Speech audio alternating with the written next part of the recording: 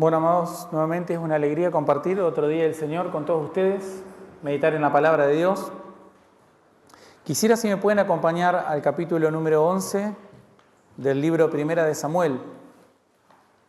Hoy vamos a estar hablando casualmente de un tema que está en boga en este momento y que está flotando en el aire, que es justamente la idea de ser cristiano por un tiempo. Vamos a ver la historia de hoy, que podríamos decir que son los brotes verdes de Saúl, ¿no? Son aquellos indicios positivos de la vida de Saúl. Tiene algunas particularidades, pero es interesante notar cómo a veces mencionamos, hoy está todo prácticamente alineado, porque hablamos de los decretos de Dios. Dios decreta todas las cosas, aquellas cosas que tienen que ver con los hombres, con las circunstancias, cosas que son aparentemente casuales o que pudiera parecer que están aparentemente desconectadas, pero todo está conectado en la soberanía y en la voluntad de Dios. Nada ocurre sin que Dios lo haya predeterminado antes. Y cada pequeño detalle, por más pequeño que sea, por más insignificante que parezca, tiene que ver con la obra que Dios está haciendo en todos lados. Siempre pienso en ese personaje extraño del cual no conocemos el nombre, que nos relata que es el hombre desconocido que le dijo a José, ¿recuerdan la historia de José? El hijo de Jacob. Ese hombre desconocido que cuando Jacob lo manda a buscar a su padre, de pronto había un hombre desconocido en el medio del desierto y que además había visto a dónde los hermanos estaban. Ese hombre, que aparentemente era un hombre que estaba dedicado a su tarea, fue parte de la historia de la redención. Si ese hombre no hubiera estado ahí, ¿quién le hubiera dicho a José dónde estaban los hermanos? ¿Cómo José hubiera encontrado a sus hermanos? Aparte, vemos que intencionalmente ese hombre está ahí, porque José podría verlos imaginemos la historia, ¿no? José se los podría haber encontrado, podría haber salido a buscarlos y los hubiera encontrado, pero Dios determinó que un hombre desconocido estuviera parado ahí pastoreando sus ovejas y que además prestó atención, y que cuando José le vino a preguntar dónde estaban los hermanos, el hombre sabía exactamente dónde estaban. Entonces son esos pequeños detalles que forman parte de la soberanía de Dios, los que aparentemente parecen desconectados, pero no están desconectados. Y Dios ciertamente permite que todas las cosas ocurran conforme a su propósito. Es por esto que el texto de hoy, o la idea de hoy, justamente es un poco provocadora, la de cristiano por un tiempo, porque sabemos que hay un error en ese nombre. No se puede ser cristiano por un tiempo. O se es cristiano o no se es cristiano. ¿Está? Aquellos que son cristianos por un tiempo finalmente no son cristianos de ninguna manera. Vamos a leer la historia rápidamente y luego vamos a ir deteniéndonos en algunos puntos específicos. El título inspirado dice Saúl derrota a los amonitas. Dice, después subió Nahás, amonita, y acampó contra Jabes de Galad. Y todos los de Jabes dijeron a Nahás, haz alianza con nosotros y te serviremos. Y Nahás amonita le respondió, con esta condición haré alianza con vosotros, que cada uno de vosotros saque el ojo derecho, que cada uno de todos vosotros saque el ojo derecho y ponga esta afrenta sobre todo Israel. Entonces los ancianos de Jabes le dijeron, danos 7 días para que enviemos mensajeros por todo Israel, por todo el territorio de Israel, y si no hay nadie que nos defienda, saldremos a ti. Llegando los mensajeros a Gabá de Saúl, dijeron esta palabra en oídos del pueblo, y todo el pueblo alzó su voz y lloró. Y he aquí Saúl que venía del campo tras los bueyes, y dijo Saúl, ¿qué tiene el pueblo que llora? Y le contaron las palabras de los hombres de Jabes. Al oír estas palabras, el Espíritu de Dios vino sobre él con poder, y él se encendió en ira en gran manera. y tomando un par de bueyes, los cortó en trozos y los envió por todo el territorio de Israel por medio de mensajeros, diciendo: así se hará con los bueyes del que no saliere en pos de Saúl y en pos de Samuel. Y cayó temor de Jehová sobre el pueblo y salieron como un solo hombre. Y los contó en Besec.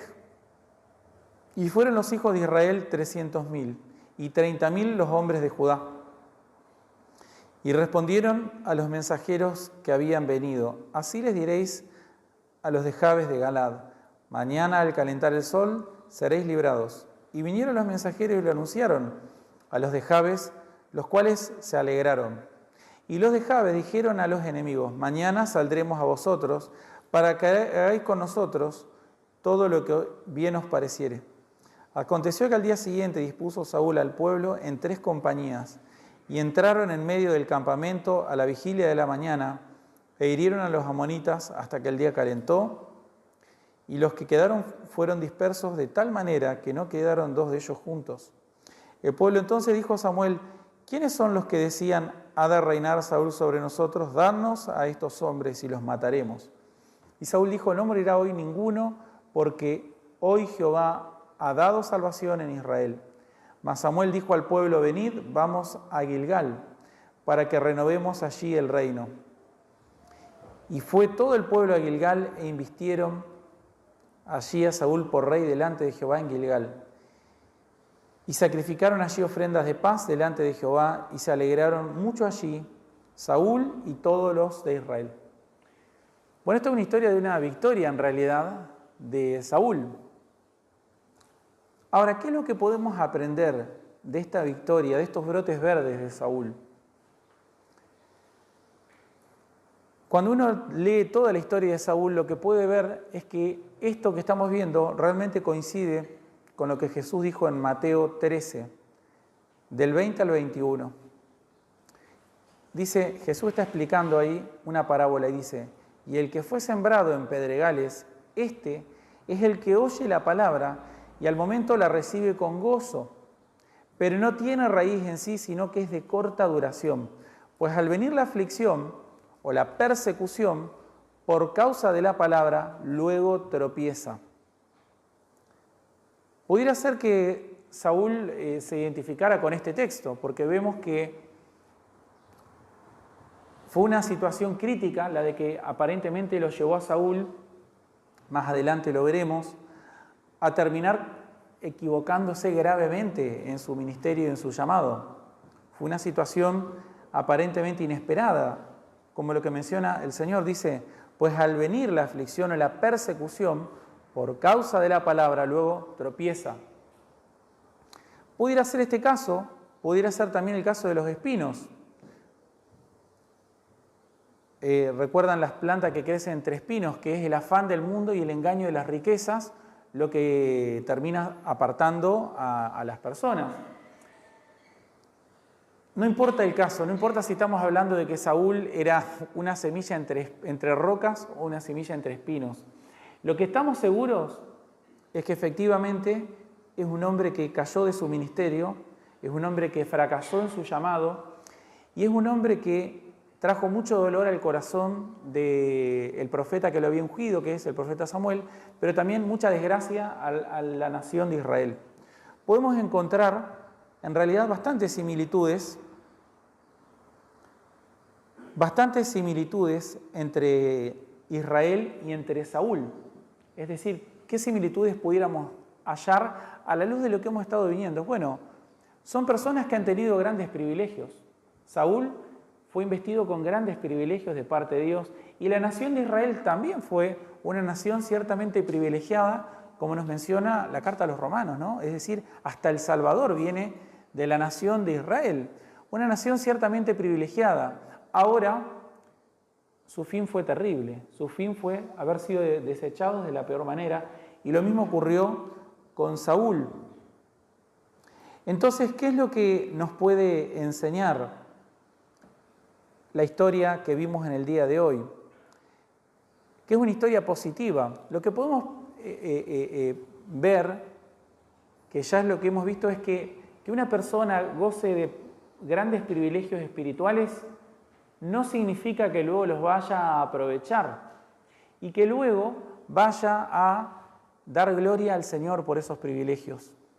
Y la historia de hoy lo que nos enseña es algo más, es una coma más a esta misma idea, y es que una persona que ha gozado de grandes privilegios espirituales, luego pueda tener algunos frutos,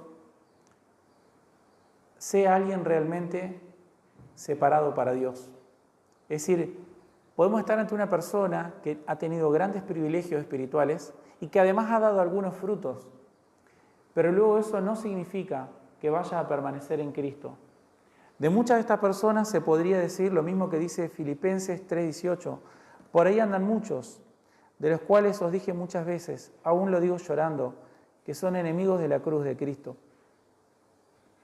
Nos causa mucho dolor y mucha tristeza cuando alguien como Saúl, que ocupa un puesto tan importante espiritualmente para una nación como fue Israel, luego cae.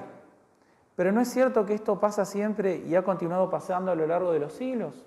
No es cierto que vemos personas, hemos visto a lo largo de los siglos, personas con grandes privilegios espirituales y que además han dado frutos positivos de esa obra que Dios ha hecho aparentemente en su vida, pero luego terminan de una manera desastrosa. Muchas personas ven los privilegios espirituales de los que puede gozar una persona, puede ver los frutos, algunos frutos positivos, y luego dar por sentado que esa persona es cristiana y sentarse sobre esos frutos y confiarse y pensar, voy a llegar hasta el fin. Pero luego lo que vemos es que ocurre alguna situación, ocurre algo aparentemente inesperado, una situación que nadie vio venir, una situación imprevista que luego hace que todo el edificio se derrumbe. ¿Cómo pudo haberle pasado esto a la nación de Israel? ¿Y cómo pudo haberle pasado esto a Saúl? Bueno, cuando uno mira a la nación de Israel, de lo primero que te podés dar cuenta es que su caída no se produce de un día para el otro. ¿Sí? Es decir, pasó mucha agua debajo del puente hasta que el puente se cayó. Y lo que uno puede ver en la vida de Saúl es exactamente lo mismo. Han habido desde el principio de su llamado señales, cosas que aparentemente no están a la vista, pero que luego terminan haciendo y mostrando que finalmente era un hombre que Dios no llamó para su propia, para salvación. ¿Lo llamó para su gloria? Sí, lo llamó para su gloria. ¿Le dio una victoria temporal a Israel? Sí, le dio una victoria temporal a Israel. Es el caso de Saúl. Sin embargo, el daño que produjo después, desde el punto de vista espiritual, fue mucho más grave que cualquier victoria que Dios que le haya podido dar a Israel.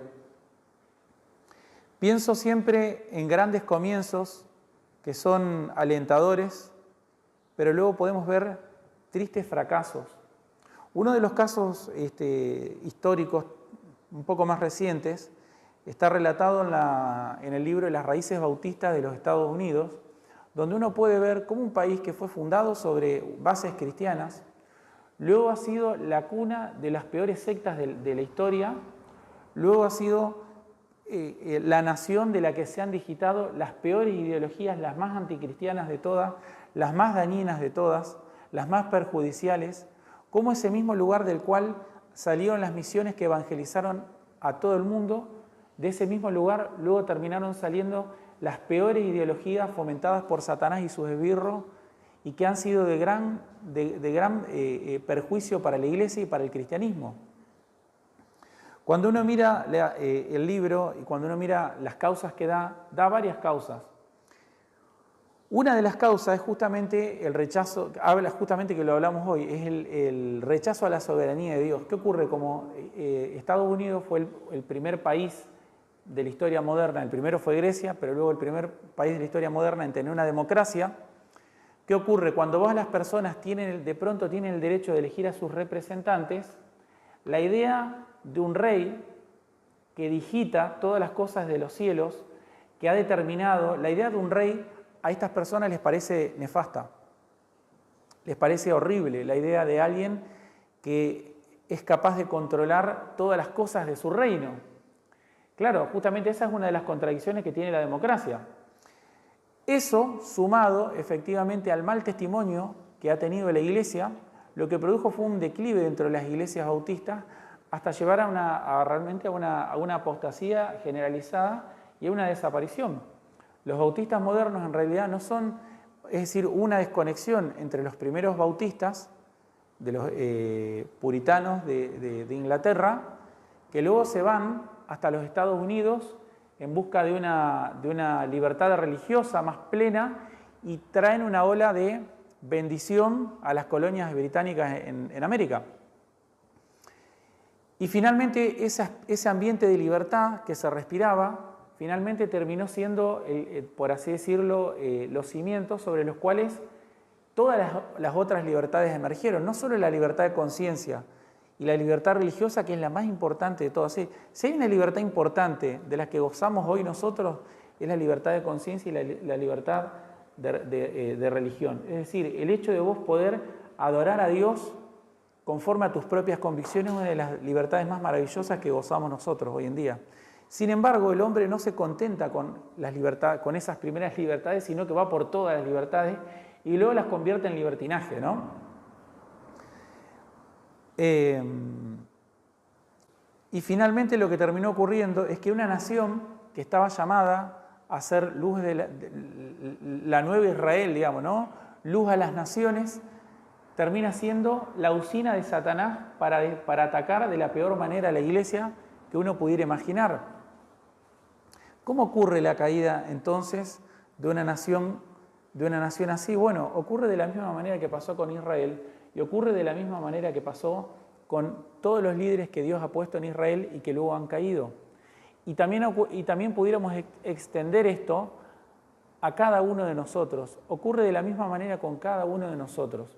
La realidad de Saúl, la realidad de Israel, la realidad de una nación como Estados Unidos es la misma que la realidad de cada uno de ustedes. Pudieran gozar de grandes bendiciones espirituales, como tener un esposo, una esposa creyente, como poder tener hermanos en Cristo y una iglesia en la que vos podés ser pastoreado. Pudieras estar escuchando la palabra de Dios y tener una familia cristiana que te apoya. Podés tener hermanos en Cristo en los que podés ser consolado y además consolar. Y además pudieras tener, además de eso, frutos muy buenos, ¿no? Pudieras tener alguna victoria espiritual como la que tuvo Saúl. Pero luego, aquellos que verdaderamente no han nacido de nuevo, que verdaderamente no han sido regenerados, no van a poder ir más allá de esas pequeñas victorias, porque siguen siendo esclavos del pecado, porque siguen siendo en el fondo hijos de Satanás, que no han conocido la verdad y que no son libres realmente. Y esta es la realidad de muchas personas que pueden estar desde personas que recién llegan a la iglesia o pastores de muchos años, ¿sí? Pastores jóvenes, pastores maduros o pastores ancianos. Esta es una realidad que puede afectar a cualquiera de nosotros. Entonces este texto nos debe advertir, guarda, este hombre tuvo una victoria muy buena. Fue además reconocido por el profeta de su tiempo y fue aclamado por su pueblo. Sin embargo, cayó. La pregunta para vos es, ¿vos pensás que estás exento de esto? ¿Vos pensás que esto no te puede ocurrir a vos? ¿Podés sentarte y descansar en esos pequeños brotes verdes que has dado? ¿No debieras continuar negociando con los talentos que Dios te ha dado? Porque si ganaste 5, luego tenés que ganar 10. Ese es el pensamiento que quisiera que hoy puedan retener. Vamos a ir viendo el texto.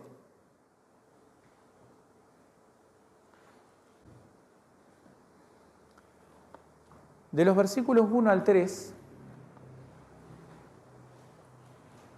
quisiera que podamos ir viendo en el texto que hay cosas, justamente, como les voy diciendo, hay frutos buenos.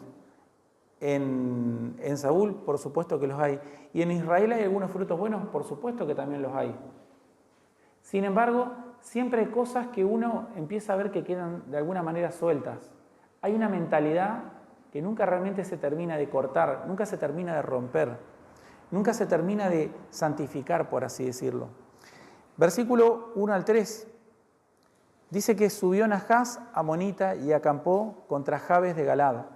Siempre pasa algo inesperado, siempre que se produce la caída espiritual de una persona o que se producen victorias espirituales de una persona, en muchos casos ocurre a través de situaciones particulares que vienen de manera inesperada. Este es un caso.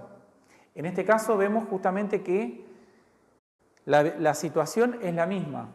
Enemigos se levantan contra Israel. En un caso vemos una victoria, pero en otro caso luego vemos una terrible caída y derrota espiritual para Saúl, de la cual no se levanta nunca más. Entonces vemos aquí que la situación pone constantemente a prueba el corazón de la persona. Y así es como estamos todos nosotros, amados. Si hemos logrado atravesar una situación, luego no pienses que podés quedarte en esa situación. Y esto no es algo contrario a la idea de la soberanía, porque tenemos de Dios, creemos que Dios digita todas las cosas, pero ¿sabes qué? Ninguno de nosotros es Dios. Ninguno de nosotros es Dios. Entonces, si bien Dios digita todas las cosas, vos no sabés cuál va a ser el final de ninguna de esas cosas. Entonces, tu deber debe ser pensar cuál es mi responsabilidad. Y vemos uno de los grandes misterios de la palabra de Dios. Por un lado, Dios es soberano, pero vos sos totalmente responsable. Y en esa responsabilidad vos debés recordar lo que dijo el profeta Jeremías. Dios tiene planes de bien y no de mal, de bendición y no de maldición. Aún en un momento en el que una persona cae, fracasa espiritualmente, falla en la prueba que se le presenta, no pienses, Dios tiene determinada la condenación para mí. Lo que debes pensar es, Dios ha permitido que esto pase, efectivamente. Y lo que debes pensar es, ¿en cuál de todas mis responsabilidades yo fallé? El responsable ahí no es Dios, el responsable ahí sos vos. Porque te pregunto, ¿Dios te puso una pistola en la cabeza para que hagas lo que sabías que estaba mal? ¿Te obligó Dios a mentir? ¿Te obligó Dios a robar? ¿Te obligó Dios a ser codicioso? ¿O fuiste vos el que lo hizo? ¿Sí? Entonces, qué rápida que es nuestra mente para maquinar el mal y luego para culpar a Dios. Es casi como si estuviéramos en el huerto del Edén constantemente. Hacemos el mal, pero luego nuestra conclusión es que Dios es el culpable. ¿Sí? Esa es la mentalidad, una mentalidad caída que debemos desterrar. Cuando te des cuenta que estás razonando de esa manera, es que te debes dar cuenta que hay algo de tu responsabilidad que vos no hiciste. ¿Sí? Y que el fin de todas las cosas, para aquellos que son predestinados, es la glorificación. Es honrar y glorificar a Dios. Entonces, tu deber inmediatamente debe ser pensar, ¿cómo puedo glorificar a Dios en esta situación? Ya está, ya pasó esta situación. Ahora, ¿cómo puedo hacer para glorificar a Dios? ¿Cuál de todas mis responsabilidades he abandonado y me ha traído estas consecuencias? Eso es lo que debes pensar, porque todo lo que nos ocurre, Dios lo permite, sí, pero vos sos responsable. Por eso, porque si no fuera así, Dios no te juzgaría en el día del juicio final. ¿De qué te va a juzgar si vos no sos responsable de nada? ¿No les parece ilógico eso? ¿De qué te va a juzgar si vos no sos responsable de nada? Te va a juzgar porque vos sos responsable. ¿Sí? Y si la Biblia dice que Dios no es injusto, entonces te podés estar seguro que justamente bajo el justo juicio de Dios estarán todos aquellos que han sido irresponsables. Nahás se levanta, dice, y todos los de Jabes dijeron a Nahás, haz alianza con nosotros y te serviremos. Lo primero que se les ocurre es hacer una alianza con los enemigos de Israel. Increíble, ¿no? Increíble. En vez de clamar a Jehová, como hemos visto en muchos casos, ¿no? La mentalidad de Israel, que es una nación que sabemos por la historia que fue condenada, fue apartada. La mentalidad de una nación condenada, ¿cuál es? Y de una persona condenada es, ¿cómo puedo hacer para negociar de alguna forma con el pecado? ¿Cómo puedo decir, esta agresión que estoy sufriendo no la puedo evitar? Pero ¿cómo puedo hacer para mitigar los efectos de esta agresión o de esta situación negativa que estoy viviendo de pronto sin volverme a Dios? Yo quiero las dos cosas. Quiero evitar la agresión sin volver a Dios, sin irme a Dios de todo mi corazón. ¿Cómo puedo hacer? Bueno, la única alternativa que te queda es negociar. Negociar con el pecado.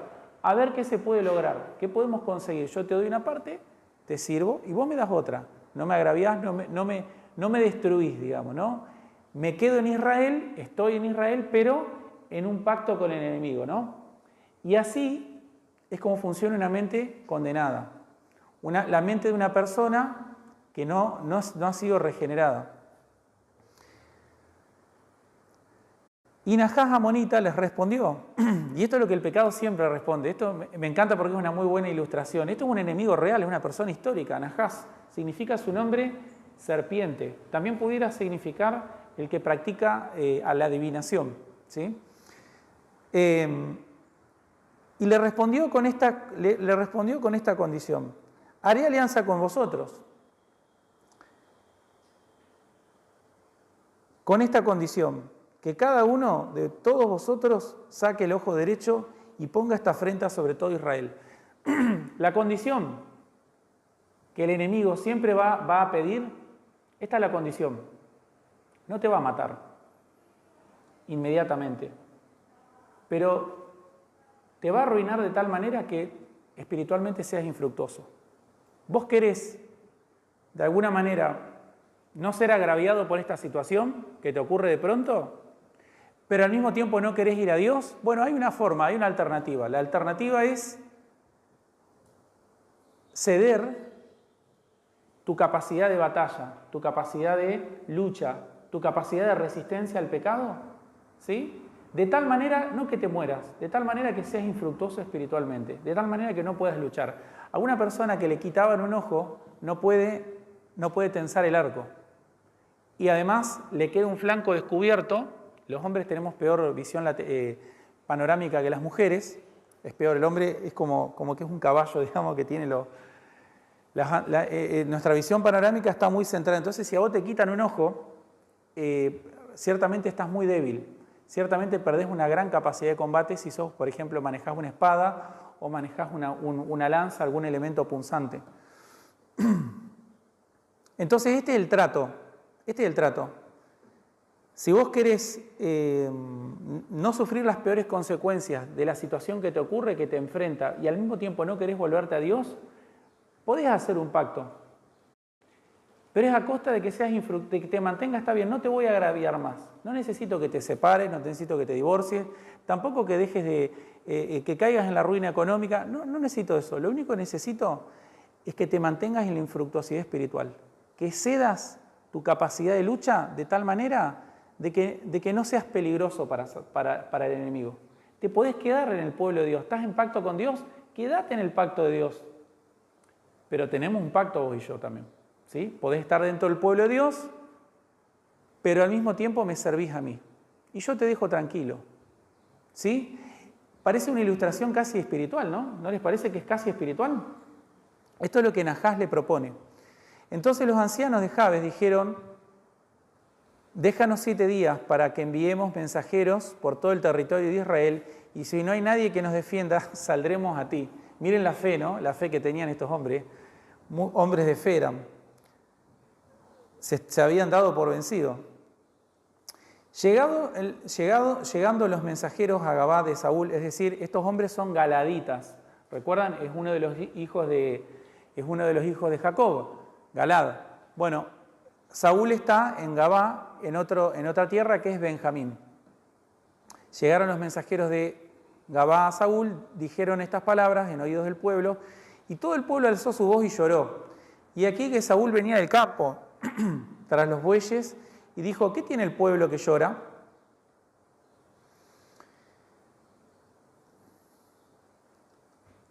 Y vemos acá que surge justamente los brotes verdes de Saúl, ¿no? Es decir, de alguna manera esta unción en la cual Saúl había sido puesto, da algunos brotes verdes. La gente se echa a llorar, pero también otra cosa interesante es que vemos que la gente no lo va a buscar directamente a él, sino que él se termina enterando por el lamento de las personas. Puede ser que la gente todavía no se está acomodando a la nueva forma de reinado que hay, por eso no lo van a buscar directamente a él. Muchos no lo consideran un rey legítimo, digamos, ¿no?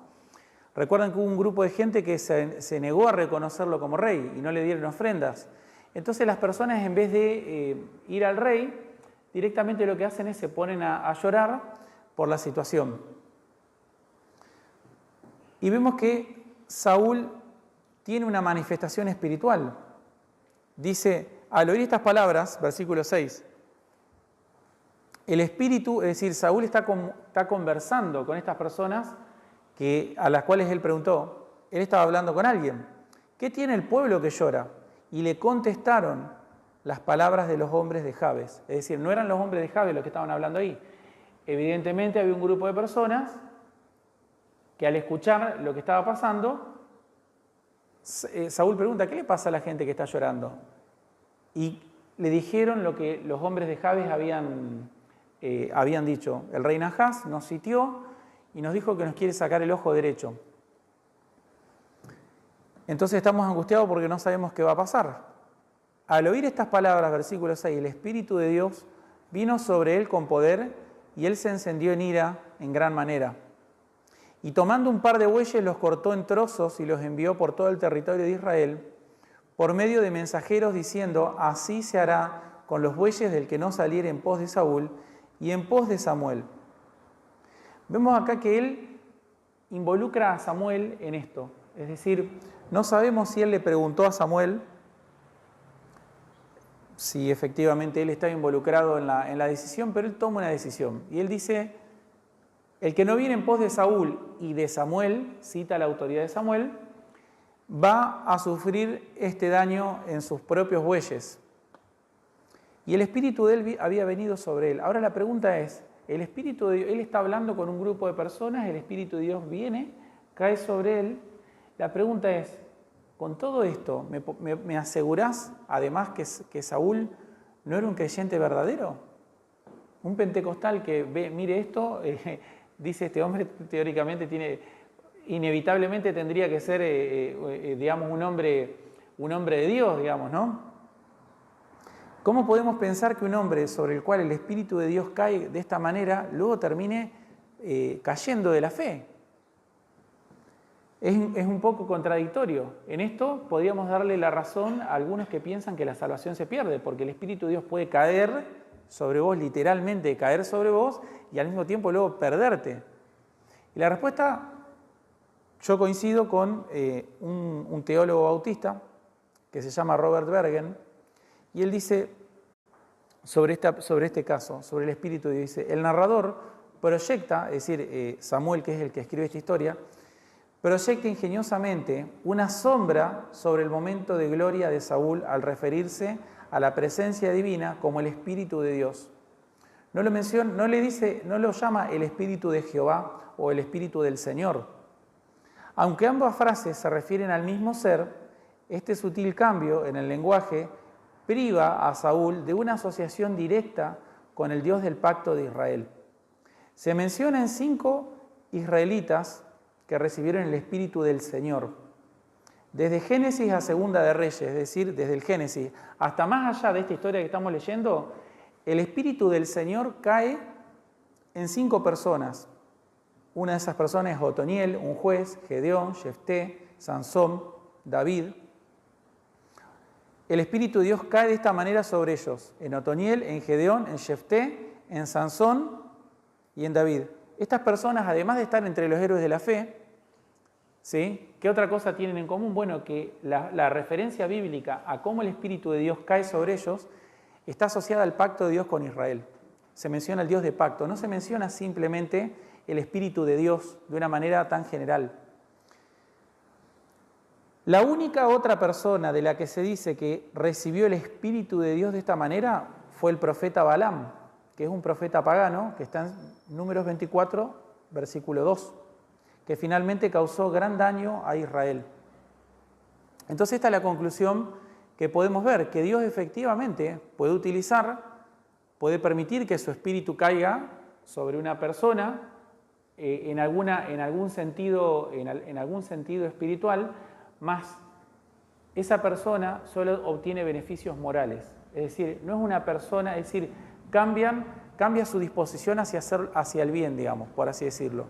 Pero no es de manera duradera, no es de manera interna, sino que es una influencia externa del Espíritu sobre esa persona.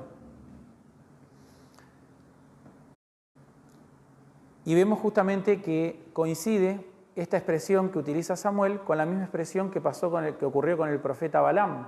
El profeta Balaam es un falso profeta del Antiguo Testamento que, si bien era alguien que no rendía culto genuino a Dios, sí había una influencia espiritual positiva en él, en la cual él se negaba a maldecir a Israel. ¿Sí? Sin embargo, solamente esto pudo lograr, porque luego dice la Biblia que fue él quien puso tropiezo delante de los hijos de Israel. ¿Sí? No los maldijo, pero les produjo un daño mucho más grave. ¿Qué hace Saúl? Bueno, Saúl, bajo la influencia del Espíritu, organiza el ejército. Versículos 7 al 10. Y mandó un par de bueyes, los cortó, en trozos los envió por todo el territorio de Israel por medio de mensajeros, diciendo: así se hará con los bueyes de aquel que no saliera en pos de Saúl y de Samuel.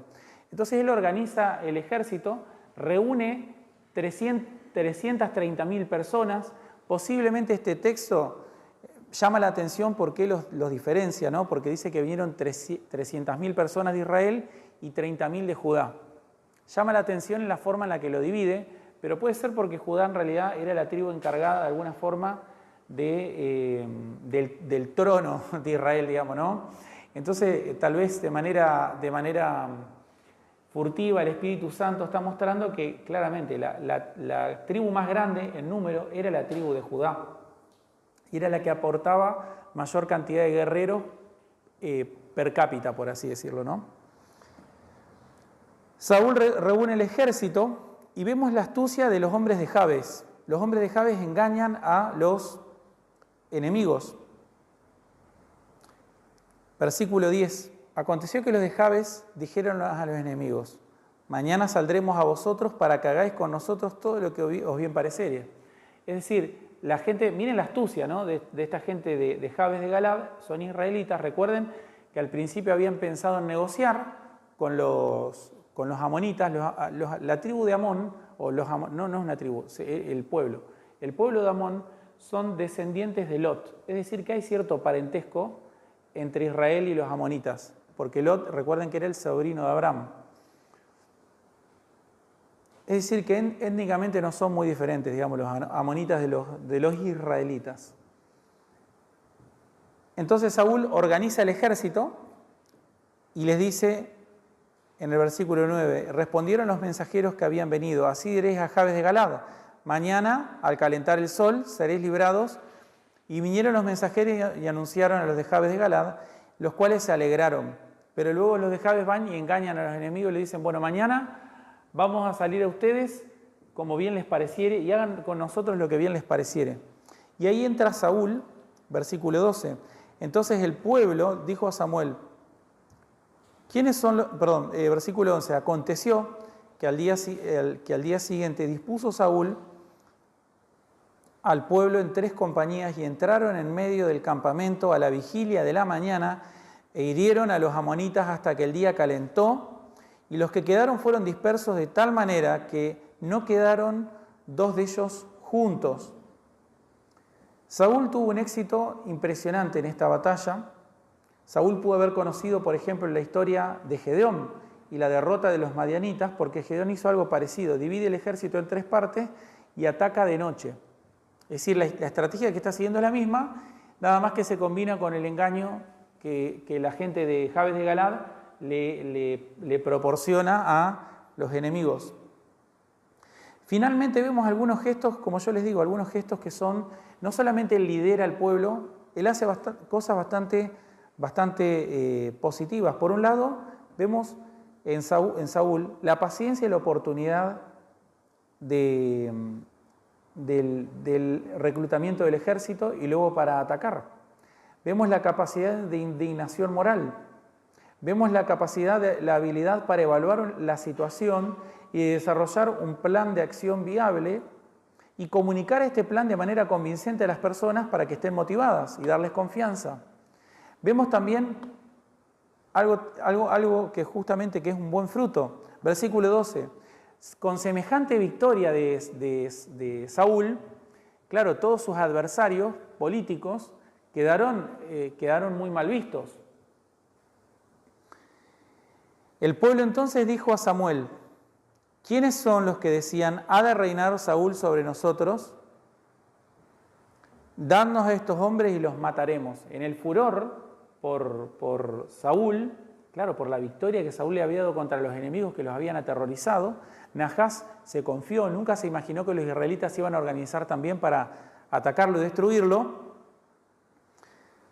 Entonces, en ese furor que se produjo por Saúl, se acordaron de que hubo un grupo de gente que rechazó a Saúl y dijeron, bueno, este es el momento de vengarse de estas personas, ¿sí? Porque miren cómo ofendieron a nuestro rey victorioso. Entonces pidieron la cabeza de estas personas. Y ahí vemos un gesto de magnanimidad, de generosidad de Saúl. Y Saúl dijo, versículo 13, no morirá hoy ninguno, porque Jehová ha dado salvación en Israel. Y también vemos esto, ¿no? Él se menciona a Dios como utilizando el nombre de pacto de Dios, Jehová, y además reconoce que el que ha dado la victoria, la salvación, en Israel fue Jehová y no ellos, no la estrategia, no el engaño de Jabes de Galaad. Entonces vemos muchas cualidades muy positivas. Finalmente vemos la capacidad de disfrutar de los resultados de la victoria con sus hombres y dar elogios cuando corresponde. Versículo 14, se produce una investidura formal como rey en un lugar muy importante para los israelitas, toda una ceremonia muy simbólica. Versículo 14, Samuel aprovecha esta oportunidad, es decir, Saúl había sido ungido como rey, pero él tenía que demostrar que era rey. Y ahora lo demostró, tiene la victoria para demostrarlo, ¿no? Y dice, entonces Saúl aprovecha la situación y ve la oportunidad digamos, consagrar de una manera más aceptable a Saúl como el nuevo rey de Israel. Y todo el pueblo fue a Gilgal. Gilgal dice, para que renovemos el reino, dice el versículo 14. Lleva a ese lugar que es un lugar histórico por el cual Josué había entrado a la tierra prometida.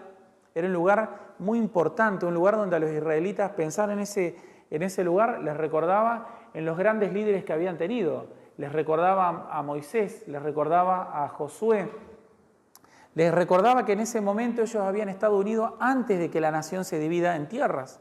Entonces llevarlo a ese lugar donde la nación está unida como un solo hombre, donde todavía no han entrado en la tierra prometida, es retrotraerlo a un momento muy específico de unión nacional para todos ellos.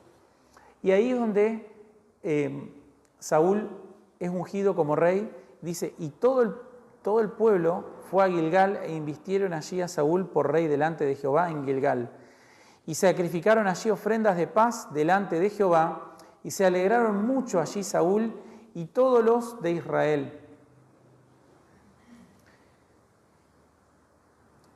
Saúl había pasado su prueba, pero desgraciadamente no iba a tardar mucho en fallar y en caer en una prueba que era mucho más fácil y perder el reino. La próxima prueba que va a tener Saúl realmente es mucho más fácil que esta y va a caer. Es por eso que siempre se dice que hay que tener mucho más cuidado luego de una victoria que luego de una derrota. Cuando uno viene de una victoria, ¿cómo estamos luego de tener una victoria, no? Enorgullecidos, estamos confiados. Pero luego, ¿qué viene? Después del orgullo, ¿qué dice el dicho? Viene la caída. Viene la caída. Y así es como muchos han caído. Andrew Bonner dice, debemos estar más atentos después de la victoria como antes de la batalla. Saúl ganó su primera batalla, pero luego perdería la victoria. Así que, amados hermanos, la conclusión de esto es que cada uno de nosotros debe estar vigilando su corazón. Cada uno de nosotros debe estar vigilando constantemente su corazón. Dios te ha utilizado para predicarle el Evangelio a alguien y esa persona ha venido a Cristo. ¿Te ha utilizado Dios? Muy bueno, pero no te quedes con eso. La Biblia nos llama constantemente a perseverar. Jesús advirtió y dijo, muchos falsos profetas se levantarán y engañarán a muchos. Recuerden esto, para que algo sea un engaño, tiene que ser muy parecido a la verdad. Si algo no se parece mucho a lo que realmente debiera ser, no te va a engañar. Por eso es un engaño, porque parece genuino, pero luego no lo es. Y dice Jesús, Se levantarán y engañarán a muchos. ¿Por qué la gente puede llegar a ser engañada habiendo sido previamente advertida? Porque no tiene cuidado, porque no presta atención, porque no examina correctamente los frutos, porque no tiene un juicio correcto de los demás y de sí mismo. ¿Por qué las personas somos engañados? Bueno, justamente cuando una persona se engaña a sí misma es porque pierde el juicio, pierde la capacidad de juzgar correctamente lo que está haciendo. ¿Sí? Correctamente, es decir, de alguna manera empezamos a sentir que la responsabilidad no es nuestra, que siempre son las circunstancias las que nos llevan a determinados lugares o a determinados fracasos espirituales. Y te digo una cosa, la circunstancia nunca tiene la culpa. Saúl tuvo la victoria en una batalla y en otra batalla cayó y perdió el reino. Entonces la circunstancia no tiene absolutamente nada que ver.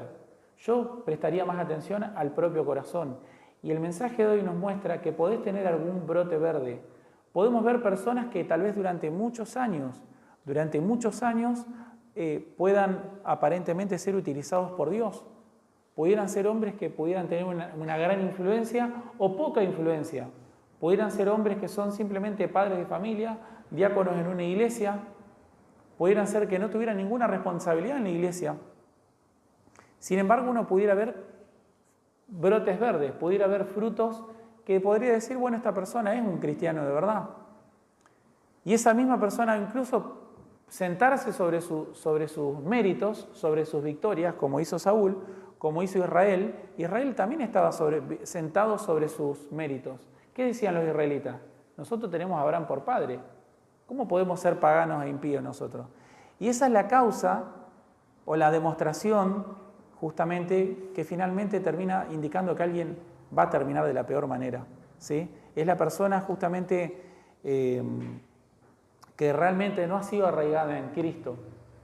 Una de las cosas que más daño ha hecho al movimiento calvinista a lo largo de toda la historia, no han sido los impíos ni han sido los impíos de afuera, han sido los impíos de adentro, han sido los hipercalvinistas. Esto fue una de las cosas que más daño le produjo a la reputación de los puritanos en los Estados Unidos.